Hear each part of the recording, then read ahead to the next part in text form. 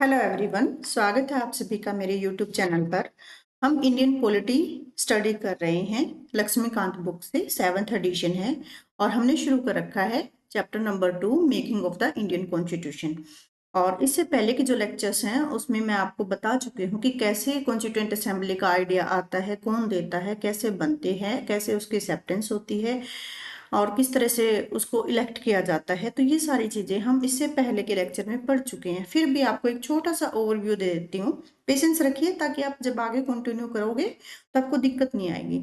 तो संविधान सभा बनाने का जो आइडिया है 1934 में सबसे पहले किसने दिया? कम्युनिस्ट मूवमेंट के एक लीडर थे एम एन रॉय, उन्होंने दिया। फिर 1935 में कांग्रेस ने क्या किया? फर्स्ट टाइम ऑफिशियली डिमांड करी कि हमें कॉन्स्टिट्यूएंट असेंबली दी जाए। डिमांड किससे करेंगे? ऑब्वियस सी बात है, उस टाइम अंग्रेज थे, उनसे डिमांड करेंगे। ब्रिटिश से डिमांड करी, ब्रिटेन की गवर्नमेंट से डिमांड करी। 1938 में डिक्लेयर किया कि जो कॉन्स्टिट्यूशन है इंडिया का वो फ्रीली बनाया जाएगा, बिना किसी आउटसाइड की हेल्प लिए हुए, बिना किसी के इंटरफेरेंस के। और जो हमारी असेंबली होगी वो इलेक्टेड होगी, अडल्ट फ्रेंचाइज, मतलब हर किसी को वोट करने का अधिकार होगा। और इस तरह से ये रेजोल्यूशन पास कर दिया जाता है 1939 में। फिर अगस्त ऑफर लेके आते हैं ब्रिटेन की गवर्नमेंट और कहते हैं कि ठीक है, आपका फाइनल ये जो हम एक्सेप्ट कर लेते हैं, कॉन्स्टिट्यूशन असेंबली बनाने का जो आइडिया है वो हम एक्सेप्ट करते हैं, लेकिन ये हम जब बनाएंगे जब सेकेंड वर्ल्ड वॉर है वो खत्म हो जाएगा, उसके बाद ही ये इंडिपेंडेंट कॉन्स्टिट्यूशन का जो सिस्टम है वो अडॉप्ट करेंगे। तो इसके लिए कैबिनेट मिशन आता है 1946 में। ठीक है, 1946 में कैबिनेट मिशन आता है। इसमें 3 मेंबर होते हैं, Lord Pethick Lawrence, Stanford crisp और एवी अलेक्जेंडर। आपने याद रखना है, ये मार्च 24 1996 में आता है। ठीक है, और इस तरह से कैबिनेट असेंबली की फॉर्मेशन होती है नवंबर 1946 में। फिर मैंने आपको बताया था कि कॉन्स्टिट्यूएंट असेंबली में टोटल सीट है या जो टोटल मेंबर थे वो थे 389। इस 389 सीट में से 296 सीट है वो किसको दी गई थी? 296 सीट दी गई थी ब्रिटिश इंडिया को। ठीक है, जो जिसके अंदर जो जितना भी टेरिटरी थी उसको दी गई थी। 93 सीट जो प्रिंसली राजे रजवाड़े थे उनको दी गई थी। और 296 में से 292 सीट हैं, ये थोड़े सा हायरार्की क्रोनोलॉजी आपको याद रखनी है। 292 जो सीटें हैं वो 11 जहाँ पे गवर्नर बैठते थे, गवर्नर सीट थी, उनमें दी गई थी 11 प्रोविंस को। और 4 जहाँ पे लेफ्टिनेंट चीफ कमिश्नर बैठते थे उनको दी गई थी। वो स्टेट कौन कौन से मैंने आपको बताया था, 11 प्रोविंस कौन से थे? UP, Bihar, Bombay, Madras, Central Province, Orissa, Punjab, North West Frontier, Sindh और बंगाल। आपको याद रखना बिल्कुल ईजी है। 3 तो आप सिंपली याद रख सकते हो जहां पे इनकी प्रेसिडेंसी थी, मद्रास, बॉम्बे, बंगाल। और ठीक है, ये आप याद रखोगे। फिर यूपी और बिहार साथ साथ हैं, ये याद रखना आपने। नॉर्थ वेस्ट प्रोविंस जो अफगानिस्तान वाला रीजन और सिंध वाला रीजन, और एक एक्स्ट्रा आपने याद रखना आसाम। और जो 4 जहाँ पे कमिश्नर स्टेट थे वो कौन कौन से हैं वो भी देख लो। देखो, ए, बी, सी और डी ऐसे याद रखना है आपने। ए से क्या रखोगे? अजमेर। बी से क्या याद रखना है? ब्रिटिश बलूचिस्तान। सी से रखना है कुर्ग और डी से रखना है दिल्ली। तो इस तरह से आप ये याद रख सकते हो। तो ये चीजें हमने देखी थी। ये भी देखा था कि फर्स्ट मीटिंग है वो कब होती है? 9 दिसंबर को होती है। सेकंड 11 दिसंबर को होती है। डॉक्टर राजेंद्र प्रसाद इसके हेड थे। जो कॉन्स्टिट्यूएंट असेंबली है वो डबल फंक्शन कर रही थी, संविधान बनाने का और कानून बनाने का। जब कानून बनता तो जीवी मावलंकर जी उसके स्पीकर होते, जब संविधान बनता तो डॉक्टर राजेंद्र प्रसाद उसको चेयर करते। एच पी मुखर्जी और वी टी कृष्णमाचारी इसके वाइस प्रेसिडेंट थे। ये आपने ध्यान रखना है। और सबसे जो पहले टेम्परेरी प्रेसिडेंट बनाए गए थे वो थे डॉक्टर सचिदानंद सिन्हा। ठीक है, ये जो प्रैक्टिस है कि ओल्डर मेंबर को ही हमने चेयरपर्सन बनाना है, फ्रांस फ्रांस के अंदर ऐसी प्रैक्टिस है वो की जाती है। टोटल लगे थे 2 साल 11 महीने 18 दिन है वो लगे थे संविधान को बनाने में। 60 कंट्रियों की विजिट की गई थी और टोटल 64 लाख का खर्चा आया था। फिर क्या हुआ था कि कॉन्स्टिट्यूएंट असेंबली में ऑब्जेक्टिव रिजोल्यूशन रखा था। किसने रखा था? जवाहरलाल नेहरू जी ने रखा था कि हम क्या क्या बनाने वाले हैं, हमारे देश को कैसा हम संविधान देंगे। तो वो ऑब्जेक्टिव रेजोल्यूशन है वो पास किया गया था। इसके ये कुछ पॉइंट्स हैं, हमने देखा था कि कैसे हम लोगों को वोटिंग राइट देंगे, कैसे फंडामेंटल राइट देंगे। तो वो सारी चीजें इसमें इन्होंने रखी थी। तो फाइनली ऑब्जेक्टिव रिजोल्यूशन को अडॉप्ट कर लिया जाता है। कौन कौन सी कमेटियां बनती हैं ये भी मैंने आपको बताया था। माइनॉरिटी कमेटी, मेजर कमेटी कितनी थी? 8 थी। भी फंडामेंटल कमेटी थी, यूनियन कॉन्स्टिट्यूशन कमेटी थी, ड्राफ्टिंग कमेटी थी। तो ये हमने पहले वाले लेक्चर में देख चुके हैं। अब जो हमने शुरू करना है ना, वो हमने यहाँ से शुरू करना, ड्राफ्टिंग कमेटी से। चलो शुरू कर देते हैं। कहते हैं कि जो सबसे सारी जो कमेटियां थी उनके अंदर मोस्ट इंपोर्टेंट कमेटी थी ड्राफ्टिंग कमेटी, जो कि बनाई गई थी 29 अगस्त 1947 को बनाई गई थी। मतलब कि कॉन्स्टिट्यूशन बनाने के लिए ड्राफ्ट कौन कौन तैयार करेगा, उसमें कौन कौन मेंबर होंगे। इनको इंश्योर दिया गया कि आपने प्रिपेयर करना ड्राफ्ट न्यू कॉन्स्टिट्यूशन का, और इसमें 7 मेंबर थे, आपको याद रखना है। भीमराव अंबेडकर जी चेयरपर्सन थे। एन गोपाला स्वामी अय्यर, ये कौन थे, ये मेंबर थे। अलादी कृष्णा स्वामी अय्यर, ये भी मेंबर थे। डॉक्टर के एम मुंशी, ये भी मेंबर थे। सैयद मोहम्मद साबदुल्ला, ये भी मेंबर थे। एन माधव राव, जिसने रिप्लेस किया था BL मित्तर को, जो रिजाइन दे गए थे इल हेल्थ की वजह से, ये थोड़ा सा याद रखना है। और टीटी कृष्णचारी, इन्होंने रिप्लेस किया था DP खेतान को, जो एक्सपायर हो चुके थे 1948 में। तो ये कुल मिला के 7 मेंबर हैं, ये आपको याद रखने हैं। फिर क्या कह रहा है कि जो ड्राफ्टिंग कमेटी है, और इन्होंने क्या किया, कंसीडर किया प्रपोजल वेरियस कमेटी से लिया। क्यों, देखो मैंने आपको बताया था ना कि 8 तो मेजर कमेटी थी, और उसके बाद ये माइनर कमेटी थी, बहुत सारी माइनर कमेटी थी, 12-13 माइनर कमेटी थी। तो इनसे अलग अलग, क्योंकि देखो आप यहाँ देखो, union power committee Jawaharlal Nehru ji से इन्होंने प्रपोजल लिया भी यूनियन की क्या क्या पावर होनी चाहिए, ठीक है। सरदार वल्लभ भाई पटेल से स्टेट के बारे में लिया। और फंडामेंटल राइट कमेटी के भी ये हेड थे, तो फंडामेंटल राइट्स के बारे में भी पूछा। JB कृपलानी जी से भी पूछा। तो ये जिन जिन को जो काम डिपार्टमेंट सौंपे गए थे, जिन जिन कमेटी के हेड थे, तो उनसे सबसे प्रपोजल लिया कि भी आपने क्या क्या सोचा है, क्या क्या ध्यान में रखा है, आप अपनी लिस्ट है आप हमें दीजिए। तो ड्राफ्ट इस तरह से वो प्रिपेयर किया गया। विच वॉज पब्लिश्ड इन फरवरी 1948, तो फर्स्ट ड्राफ्ट है वो कब पब्लिश किया गया, फरवरी 1948 में। People of India were given the 8 month to discuss the draft and the propose amendment. और उनमें क्या हुआ, फर्स्ट ड्राफ्ट है वो दिया गया लोगों को, मतलब लोगों इन द सेंस के लोगों से भी ओपिनियन मांगा गया, और जो कमेटी के मेंबर थे उनको भी डिस्कशन के लिए सबको टाइम दिया गया। एक एक कॉपी सबको दे दी कि आप डिस्कस करो, आपको क्या सही लगता है, क्या गलत लगता है, क्या इसमें सुधार करना चाहिए, वो बता दो। फिर पब्लिक के कमेंट मांगे गए, पब्लिक ने क्या सुझाव दिया, उसकी आलोचना करी, सुझाव दिए, क्या दिया, वो सब चीजें इंक्लूड करेगी। फिर सेकंड ड्राफ्ट है वो पब्लिश किया गया अक्टूबर 1948 में। पहला किया फरवरी में, दूसरा अक्टूबर में, ठीक है। 8 महीने का गैप है इन्होंने दिया था। फिर उसके बाद committee took less than 6 months to prepare its draft. 6 महीने के बाद इन्होंने एक ड्राफ्ट प्रिपेयर किया। उसमें क्या लिखा, एनेक्टमेंट ऑफ द कॉन्स्टिट्यूशन। अब कैसे एनेक्ट किया, कैसे बनाया, डॉक्टर भीमराव अंबेडकर जी ने फाइनल ड्राफ्ट है वो इंट्रोड्यूस किया कॉन्स्टिट्यूएंट असेंबली में 4 नवंबर 1948 में। कई बार फैक्चुअल क्वेश्चन पूछ लेते हैं, फर्स्ट रीडिंग कब हुई, कब फर्स्ट ड्राफ्ट पब्लिश हुआ, तो थोड़ा सा प्लीज ये थोड़ा सा देखो याद करने वाली चीज है, तो थोड़ा सा लर्न करना आपको। फिर इसमें क्या, असेंबली ने जनरल डिस्कशन के लिए रखा कि 5 दिन का आपके पास डिस्कशन का टाइम है, आप बैठ के कमेटी मेंबर इस पे डिस्कशन कर सकते हो, क्या सही है क्या चीजें, और भी अगर नीड है तो इम्प्रूवमेंट की। फिर सेकंड रीडिंग है वो किया गया, क्लोज बाय क्लोज पढ़ा गया, जो कि शुरू हुई 15 नवंबर 1948 में और खत्म हुई 17 अक्टूबर 1949 में। तो सेकंड रीडिंग आप देख लो, कब कब से कम भी 1 साल लग गया सेकंड रीडिंग में। फिर उसके बाद क्या हुआ कि कम से कम भी कितने मेंबर हैं वो ऐड किए गए, कितने अमेंडमेंट ऐड किए गए, 7,653 अमेंडमेंट थे वो प्रपोज किए गए। और इनमें से 2,473 पे एक्चुअली डिस्कशन हुआ, और फिर जाके थर्ड जो ड्राफ्ट है वो प्रेजेंट किया जाता है 14 नवंबर 1949 को।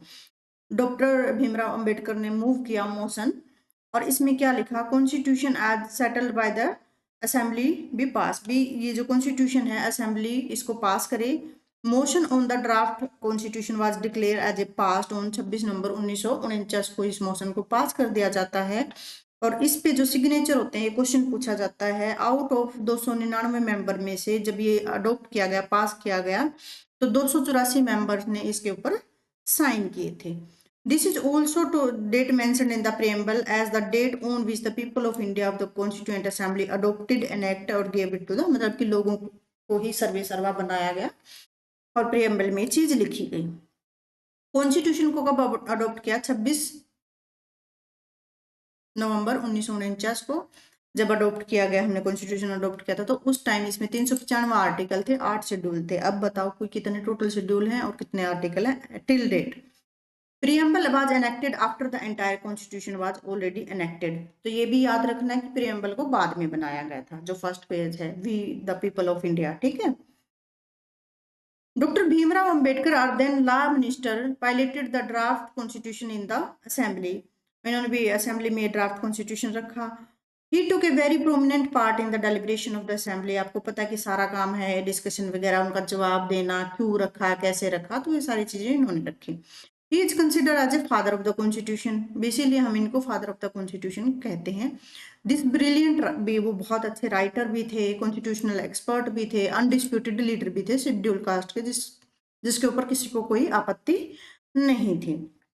और इनको chief architect of the constitution कहा जाता है। 19 नवंबर 2015 को गवर्नमेंट ऑफ इंडिया ने क्या बनाना शुरू किया, संविधान बनाना शुरू कर दिया, ठीक है।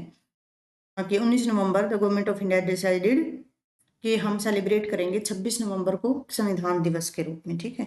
तो ये पूछा जाता है क्वेश्चन कि संविधान दिवस क्यों मनाया जाता है, क्यों? क्योंकि डॉक्टर भीमराव अंबेडकर के जो कंट्रीब्यूशन है कॉन्स्टिट्यूशन बनाने में, उसको याद रखने के लिए, उनकी वैल्यूज को याद रखने के लिए बनाया जाता है। उसके बाद देखते हैं enforcement of the constitution. Some provision of the constitution pertaining to citizen. भाई सिटीजन को लेके, इलेक्शन को लेके प्रोविजनल पार्लियामेंट कैसे काम करेगी, टेम्परेरी और जो ट्रांजिशनल प्रोविजंस हैं वो कुछ है एनफोर्स किए गए। क्योंकि अगर आपको याद हो ना कि हमारे जो फर्स्ट जनरल इलेक्शन है वो 1951-52 में हुए थे, तो उससे पहले जनरल इलेक्शन से पहले कुछ प्रोविजंस अभी कानून वगैरह बनाने थे, तो वो चीजें इंक्लूड किए गए थे। तो आर्टिकल नंबर 5, 6, 7, 8, 9 ये कब किससे रिलेटेड है? ये आर्टिकल हैं सिटीजनशिप से रिलेटेड। 324 इलेक्शन कमीशन से रिलेटेड है, ठीक है। 366, 367 ये जो कुछ आर्टिकल हैं ये इंट्रोड्यूस पहले ही कर दिए गए थे, एनफोर्स पहले ही कर दिए गए थे। रिमेनिंग जो मेजर पार्ट है, जो कंप्लीट कॉन्स्टिट्यूशन था, वो कब इंप्लीमेंट हुआ था? 26 जनवरी 1950 को। तो ये भी आपने याद रखना है। तो 2 डेट याद रखनी है, एक तो 26 जनवरी 26 नवंबर 1949 को, और एक 26 जनवरी 1950 को। तो ये 2 डेट हैं वो आपको याद रखनी है, कंप्लीटली कब एनफोर्स हुआ था और पार्टली कब एनफोर्स हुआ था। 26 जनवरी को हम date of commencement of the constitution और हिस्टोरिकल इंपोर्टेंस, जब क्योंकि 1923 को रावी नदी के किनारे क्या किया था, पूर्ण स्वराज की डिमांड की गई थी आईएनसी के लाहौर सेशन में। तो ये आपने याद रखना है, ठीक है। उसके बाद क्या कहता है, with the commencement of the constitution, independent act है और जो 1935 का एक्ट है जो ब्रिटेन की गवर्नमेंट ने पास किया था, उनको कंप्लीटली रिपील कर दिया जाता है। और प्रीवी पर्स, जो प्रीवी काउंसिल है, जुरिडिक्शन थी, एक्ट था, वो भी उन्होंने क्या किया, आगे कंटिन्यू रखा, मतलब कि जुरिडिक्शन वाला एरिया है वो कंटिन्यू रखा। उसके बाद हम देखते हैं expert committee of the Congress. ये एक्सपर्ट कमेटी कौन कौन थे उस कमेटी मेंबर में? जवाहरलाल नेहरू जी हैं, वो चेयरमैन थे। आसफ अली के, मुंशी गोपाल स्वामी अय्यर, ये सारे एक्सपर्ट कमेटी के मेंबर थे। के टी सार, डी आर गडई, ठीक है। तो ये सारे एक्सपर्ट कमेटी के मेंबर थे। अब क्रिटिसिज्म भी चलता है कि कॉन्स्टिट्यूएंट असेंबली का क्रिटिसिज्म क्यों किया जाता है, क्योंकि पहले तो ये सोचा गया था ना कि असेंबली को हम फुल्ली इलेक्टेड करेंगे, लेकिन फुल्ली इलेक्टेड नहीं हो पाई थी, पार्टली इलेक्टेड थी और पार्टली नॉमिनेटेड थी। ये भी आपको पता है कि कैसे कैसे डिवीजन हमने किया था, वो याद रखना है। पहली स्लाइड आप देख लो एक बार फटाफट, आपको कोई दिक्कत नहीं होनी चाहिए। टोटल स्ट्रेंथ कितनी रखी थी? 389 थी। इस 389 में से 296 तो ब्रिटिश इंडिया को दे दी गई, और इस 296 में से भी 292 मेंबर हैं वो लिए गए, हमने प्रोविंशियल स्टेट से लिए गए थे, ठीक है। और 4 मेंबर हैं वो हमने किससे? कमिश्नर स्टेट से लिए थे। तो ये सारी चीजें हैं वो याद रखनी है। उसके बाद मैंने आपको बताया था कि मुस्लिम लीग को कितनी सीटें मिली थी, कि 73 सीटें हैं मुस्लिम लीग को मिली थी। 93 सीटें हैं वो किसको दी गई थी? प्रिंसली स्टेट को। तो ये सारी चीजें कुछ याद रखनी है आपको। तो अब हम देख लेते हैं क्रिटिसिज्म क्यों हुआ था कॉन्स्टिट्यूएंट असेंबली का। नॉट ए रिप्रेजेंटेटिव बॉडी, जैसे बताया कि डायरेक्टली इलेक्टेड नहीं थे, कुछ नॉमिनेटेड थे, कुछ पार्सली इलेक्टेड थे। सॉवरन भी नहीं थी, क्योंकि ब्रिटेन की गवर्नमेंट ने प्रपोजल लेके आए थे, कैबिनेट मिशन के थ्रू ये एक्सेप्ट किया गया था, तो इसलिए ये भी टाइम कंज्यूमिंग अब देखो बोलने वाले तो भाई कुछ भी बोल सकते हैं। अब सीधी सी बात है यार, हम किसी और के गुलाम थे, किसी और के किसी के सामने हम डिमांड लेके जाते थे, सामने वाले के पास पावर, वो एक्सेप्ट करे ना करे, कितने टाइम में दे आपको रिस्पॉन्स, वो सारी चीजें। और जब आप संविधान बना रहे हो तो ऑब्वियस सी बात है कि टाइम तो लगेगा। ठीक है, तो टाइम तो लगेगा, 2 साल 11 महीने भी 60 देशों की विजिट करिए सर, उनका संविधान स्टडी करा है, फिर ड्राफ्टिंग कमेटी, सब कमेटी से प्रपोजल लिए हैं, उनके देखे हैं, सुझाव लिए हैं, पब्लिक को टाइम लिया, तो कहने वाले कुछ भी कहते रहे। तो बस क्वेश्चन में पूछ लेते हैं कि नजरुद्दीन अहमद जी थे कॉन्स्टिट्यूएंट असेंबली के, उन्होंने बोला था कि ये ड्राफ्टिंग कमेटी नहीं है, ड्रिफ्टिंग कमेटी है, ये इन्होंने बहुत सारा टाइम ले लिया। डोमिनेटेड बाय कांग्रेस, ऑब्वियस सी बात है भाई, उस टाइम जो मेजर पार्टी थी वो कांग्रेस ही थी, कांग्रेस से ही लोग जुड़े हुए थे, गांधी की वजह से लोग जुड़े हुए थे। तो ग्रेविन ऑस्टिन एक हिस्टोरिकल कॉन्स्टिट्यूशनल एक्सपर्ट है अमेरिका का, इन्होंने कहा कि ये तो वन पार्टी की रिप्रेजेंटेटिव थी, सारे एक ही पार्टी के बंदे थे। तो ये भी कोई बात नहीं है। मुस्लिम लीग तो चाहती थी कि हम पार्टिसिपेट ना करें क्योंकि उनको सेपरेट नेशन चाहिए था, और कोई पार्टी, ऐसी बात नहीं है कि अदर पार्टी ने भी, मैंने आपको ऊपर बताया था ना कि किसने कितना इलेक्शन में सीटें जीती। देखो ये देखो यहाँ पे आप लोग, ये देखो कि 296 सीट अलॉट हुई थी ब्रिटिश इंडिया को, इसमें से 208 किसने जीती, इसमें 208 जीती आईएनसी ने, 73 जीती मुस्लिम लीग ने, 93 जीती प्रिंसली से स्टेट ने, और 5 क्या थी जो इंडिपेंडेंट रहेगी थी, रिमेनिंग 15। तो वहां पे भी तो कोई जीत के आया होगा और हर कम्युनिटी से मेंबर था। तो ये कहना भी गलत है कि एक ही पार्टी का डोमिनेंस था, कहने वाले चाहे कोई भी कहता रहे कुछ भी। लेकिन ये बात किसने कही, ये स्टेटमेंट से पूछ लेते हैं, ग्रेविन ऑस्टिन ने ये बात बोली थी। लोअर पॉलिटिशियन डोमिनेशन, ऑब्वियस सी बात है, जो लोग पढ़े लिखे थे, जो ज्ञाता थे, वही तो बनाएंगे ना, जिसको नॉलेज होगी उसी को तो चीज दी जाएगी। तो उस टाइम ऑलमोस्ट सबको क्या था, लो करने का वो था, क्रेज था, और क्रेज भी नहीं कह सकते। जो ब्रिटेन वाले हम पे राज कर रहे थे, उन्होंने इस चीज को बना ही ऐसा रखा था कि भी हम ही सब कुछ भाग्य विधाता है, हम ही सब कुछ आता है, हम ही सभ्य हैं, हमें ही पढ़ाई लिखाई का कानून के बारे में जानकार है।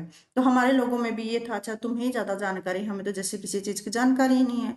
डोमिनेटेड बाय हिंदू, ऐसा भी नहीं है। देखो मैंने आपको बताया था कि मुस्लिम मेंबर भी हमारी कमेटी में बहुत सारे थे, और ये बात किसने कही थी कि डोमिनेटेड बाय हिंदू, तो विंस्टन चर्चिल जी थे जो उस टाइम ब्रिटेन के प्राइम मिनिस्टर थे, उन्होंने बोला था कि एक ही मेजर कम्युनिटी है, हिंदू कम्युनिटी। ठीक है, तो ये चीज भी आपको याद रखनी है। ओके, तो डोमिनेटेड बाय हिंदू भी है, वो इसमें नहीं थे। सभी जो पार्टी के बंदे थे वो थे, सभी कम्युनिटी के बंदे थे। जैसे मैं आपको दिखाऊं, मैंने आपको बताया था कि किस किस कमेटी के मेंबर को क्या क्या चीजें सौंपी गई हैं, वो भी हमने देखा था। तो आप ये भी नहीं कह सकते भी सिर्फ एक ही कम्युनिटी के इंसान थे, सिर्फ हिंदू ही थे, मुस्लिम कम्युनिटी के लोग भी और दलित कम्युनिटी के लोग भी इसके अंदर थे। इंपॉर्टेंट फैक्ट्स हैं वो याद रखने हैं कि हमारा जो सिंबल है वो एलिफेंट है, क्योंकि किस लिए है, क्योंकि कॉन्स्टिट्यूएंट असेंबली ने अडॉप्ट करा था, हमारा जो कॉन्स्टिट्यूशन है वो भी बिग साइज का था, इसलिए इस सिंबल को अडॉप्ट किया गया था। सर बी एन राव को अपॉइंट किया था constitutional adviser, legal adviser to the constituent assembly. मतलब जो भीमराव अंबेडकर जी थे वो भी ब्रिलियंट लॉयर थे, ऐसी बात नहीं है, लेकिन फिर भी एक और लीगल एडवाइजर है बी एन राव जी को लिखा गया था, रखा गया था। आजकल ये कंट्रोवर्सी चल रही है ना, भीमराव अंबेडकर जी ने नहीं बनाया, बी एन राव ने बनाया है। भाई सब ने बनाया है, किसी एक सिंगल बंदे ने नहीं बनाया है।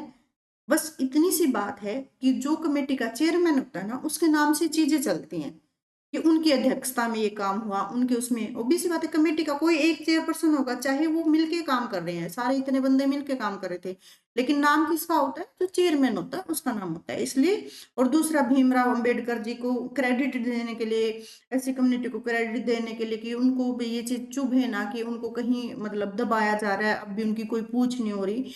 तो इस कंट्रोवर्सी में आप ना पड़े आज के टाइम पे, हमेशा कमेटी का नाम ही लिया जाता है, कमेटी के चेयरपर्सन का नाम लिया जाता है।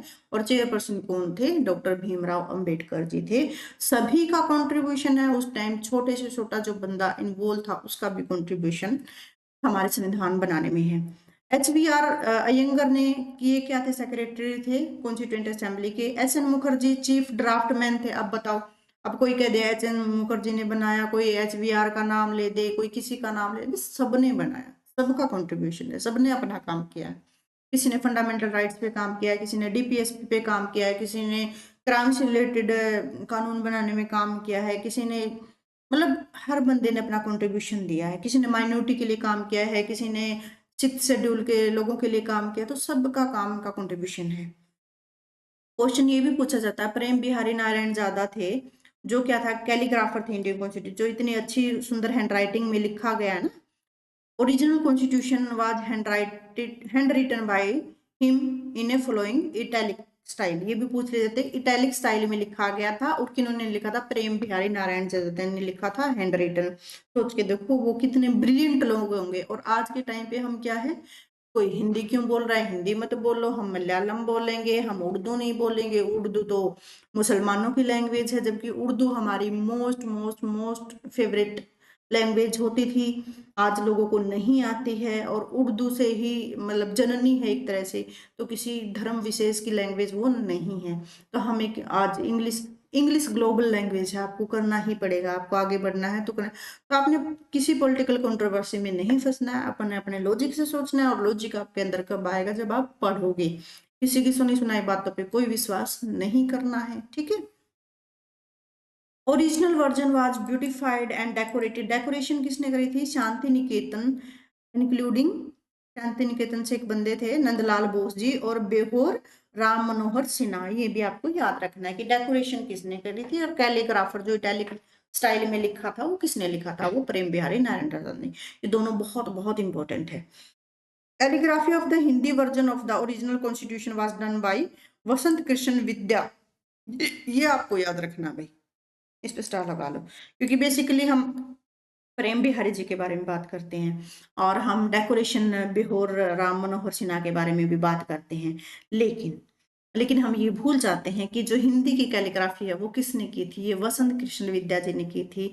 और एलिगेंटली इन्होंने क्या किया था कि बहुत ही डेकोरेटेड किया था, और इल्यूमिनेट किया था किसने, नंदलाल बोस ने। तो हिंदी वर्जन किसने लिखा, वसंत कृष्ण विद्या जी ने लिखा, तो याद रखना है।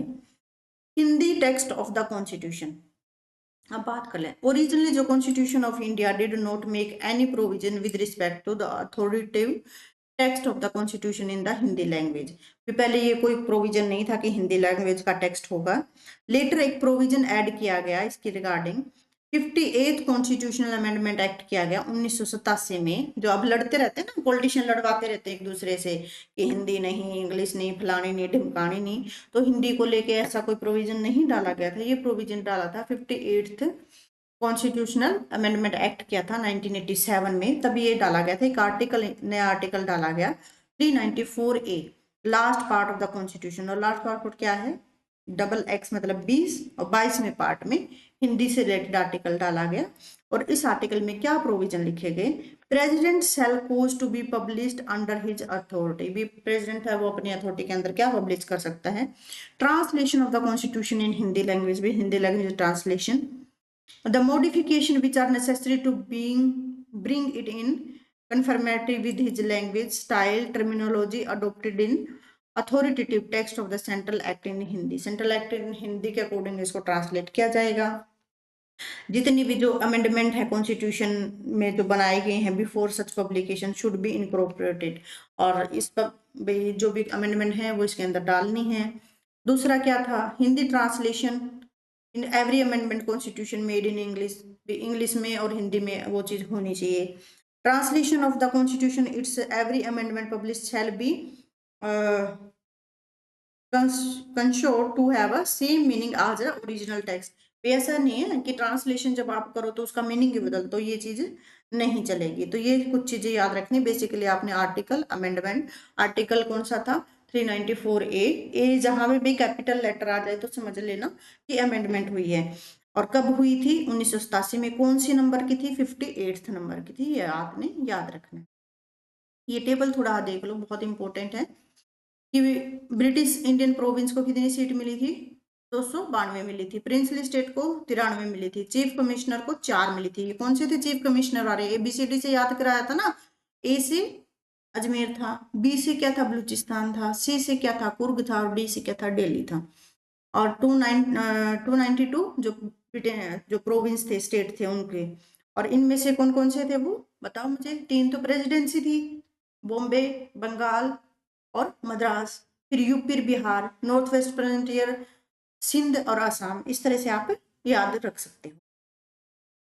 फिर किस पार्टी ने कितनी सीटें जीती? कांग्रेस ने 208, मुस्लिम लीग ने 73। अब ये देखो, जो कहते हैं ना, ग्रेविन ऑस्टिन ने कहा था या विलियम चर्चिल उसने कहा था कि भाई एक ही पार्टी के डोमिनेंट था। ये देखो क्रिटिसिज्म में जब हमने पढ़ा था, ये रहा क्रिटिसिज्म। भी वन पार्टी, ग्रेविन ऑस्टिन ने कहा था ना एक ही पार्टी के रिप्रेजेंटेटिव थे। और विंस्टन चर्चिल ने क्या कहा था कि एक ही कम्युनिटी के लोग थे। अब यहाँ देखो कहा क्या नजर आ रहा है आपको, मुस्लिम लीग के भी मेंबर, भले ही उन्होंने पार्टिसिपेट नहीं किया, अब वो उनकी मर्जी थी कि उन्होंने नहीं किया। अदर पार्टी के यूनियन शेड्यूल कास्ट के एक थे, प्रजापति पार्टी था, शेड्यूल कास्ट फेडरेशन थी, सिख थे, कम्युनिस्ट पार्टी थी, इंडिपेंडेंट थे। अब बताओ सबके रिप्रेजेंटेशन है कि नहीं है? हिंदू कम्युनिटी ने 163 वोट जीते, मुस्लिम कम्युनिटी ने 80 वोट। अब सोचो देखो स्ट्रेंथ है, ये भी 163 बंदे हैं वो हिंदू कम्युनिटी के थे, 80 हैं वो मुस्लिम थे, 31 हैं वो शेड्यूल कास्ट थे, 6 इंडियन क्रिश्चियन थे, बैकवर्ड ट्राइब के 6 लोग थे, सिख के 4 थे, एंग्लो इंडियन के 3 थे, अब पारसी 3 थे। अब मुझे ये बताओ कहाँ से एक ही कम्युनिटी का डोमिनेंस हो गया? वो बात अलग है, देखो मेजोरिटी है तो उसको तो कुछ कर ही नहीं सकते, लेकिन मौका तो सभी को मिला था। Women member very very important, कभी हम नेग्लेक्ट कर देते हैं मोस्टली, तो ये आपको याद रखना है। अम्मू स्वामीनाथन मद्रास से थी, एनी ये ट्रेवनकोर से थी, बेगम अजीज रसोल यूनाइटेड प्रोविंस से थी, दक्षिणयाल ये मद्रास से थी, दुर्गाबाई ये मद्रास से थी, हंसा मेहता बॉम्बे से थे, कमला चौधरी चौधरी ये यूपी से थे, लीला राय वेस्ट बंगाल से थी, मालती जी उड़ीसा से थी, पूर्णिमा है वो यूपी से थी। तो आप देख लो कि भी इतनी वो राजकुमारी अमृत कौर है वो सेंट्रल प्रोविंस से थी, रेणुका रे थी वेस्ट बंगाल से, सरोजनी नायडू बिहार से, सुचिता कृपलानी जेबी कृपलानी की वाइफ थी ये, विजय लक्ष्मी पंडित जी, तो ये सारी वुमेन लेडी थी। ये स्टेट वाइज हैं, सिटी आपको याद करने की जरूरत नहीं है, बिल्कुल नहीं याद करनी है, इतना नहीं।